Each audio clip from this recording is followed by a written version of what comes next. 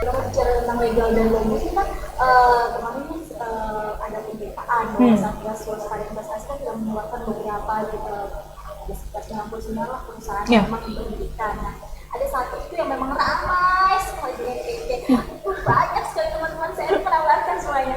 Ketika saya bilang ini memang tidak masuk akal sih, karena hanya cuma apa tiba-tiba uang masuk, tapi banyak juga yang masuk. Tapi kan tetap sudah cairkan uangnya. Jadi bingung.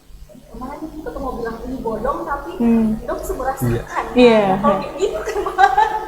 Nah, ini tugas utamanya OJK, kita juga sih sebenarnya punya tugas itu. Jadi memang banyak ketika peserta ikut SPM ya, itu pasti cerita tuh satu-satu gitu ya. Curhat. Iya, forum kelasnya 5 jam, itu 2 jamnya diskusi gitu ya. Tak terlalu banyak tanya jawab di sana gitu. Terus udah gitu beberapa IGTV yang kita tampilkan yang ringan, tapi itu juga semoga memberikan pesan gitu, pesannya tuh nyampe ke masyarakat gitu, Tribuner semua juga gitu. Itu sih pentingnya membuka akses. Sekarang teknologi kan udah canggih, ini salah satunya nih ya, bisa live kayak gini. 10 tahun lalu mana ada live gini kan ya. Sebenarnya juga salah satu bentuk edukasi ya. Bener, hari ini kita hadir di sini pasti masyarakat kalau yang nonton Tribuner bisa notice kan pada akhirnya, oh ya legal apa logis. Mungkin tadi siang ada yang kedatangan tamu gitu ya, nawarin investasi, tiba-tiba investasinya untungnya tinggi, akhirnya jadinya mikir lagi kan gitu. Itu sih kaitan. Iya. Betul.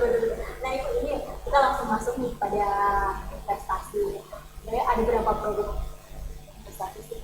Ibu atau Pak Aden ada yang menjawab? Kalau produk investasi di pasar modal banyak. Tapi memang yang paling utama kita saham, reksadana, obligasi. Ada ETF juga, ada derivatif, nanti saya jelasin semua sampai jam 7 malam ya.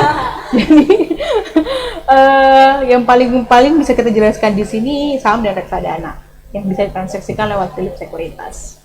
Bisa dijelaskan dong saham itu seperti apa, terus reksadana itu seperti apa? Silakan Pak Aden.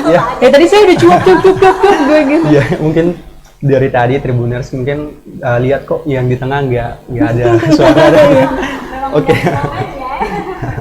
Baik, jadi kalau saham, baik kita mulai dengan saham. Jadi saham itu sendiri seperti surat berharga. Jadi kalau saham itu juga seperti bukti kepemilikan atas suatu perusahaan. Jadi ketika kita sebagai masyarakat, kita sebagai sudah menjadi investor, kita membeli saham, otomatis kita juga akan tercatat sebagai pemegang saham. Meskipun kita cuma punya mungkin satu lot di mana yang persentasenya mungkin cuma 0,00 sekian.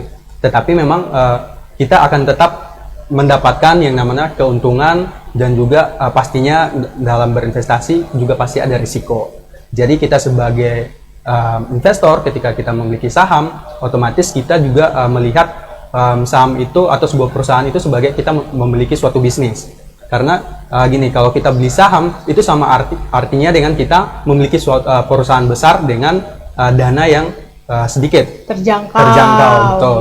Jadi seperti itu. Jadi kayak kalau kita punya saham ya otomatis kita mungkin dapat keuntungan seperti capital gain. Kalau capital gain itu selisih lebih ya antara harga jual dan harga beli. Misalkan saya beli saham di harga 900 terus jualnya di 1000. Nah, selisih 100 itu menjadi keuntungan.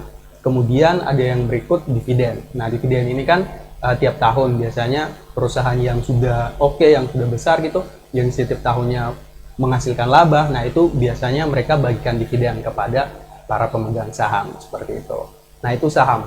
Kalau untuk reksadana, baik kita kalau untuk reksadana ini seperti kalau kita mau ibaratkan antara saham dan reksadana itu seperti kita punya tujuan gitu, kayak kita dari Kupang mungkin tujuannya mau ke Soe contoh. Nah itu kita kalau dengan saham otomatis itu kita yang mengendarai sendiri, misalkan kendaraan. Jadi kita kelola sendiri. Kalau saham kan kita yang tentukan beli saham apa, jualnya di berapa. Kalau reksadana itu seperti kita mempercayakan, kita disuperin gitu. Kita percayakan orang untuk mengendarai mobil kita, terus kita menjadi penumpangnya seperti itu.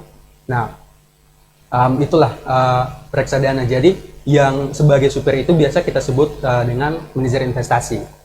Jadi si manajer investasi inilah yang mengelola dana kita. Jadi manajer investasi ini sudah menyediakan Jadi misalkan dalam satu produk reksadana itu biasanya sudah dicampur, misalkan dari produk A, misalkan ambil contoh mungkin reksadana pasar uang. Karena reksadana itu sendiri sebenarnya terbagi dalam empat jenis. Yang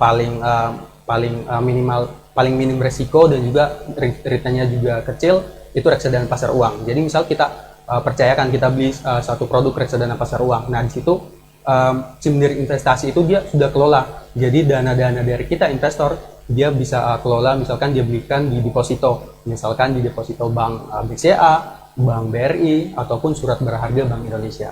Itu sebenarnya perbedaan sih antara reksadana dan saham. Kalau saham kita sendiri yang kelola dana kita, kalau reksadana kita percayakan kepada manajer investasi.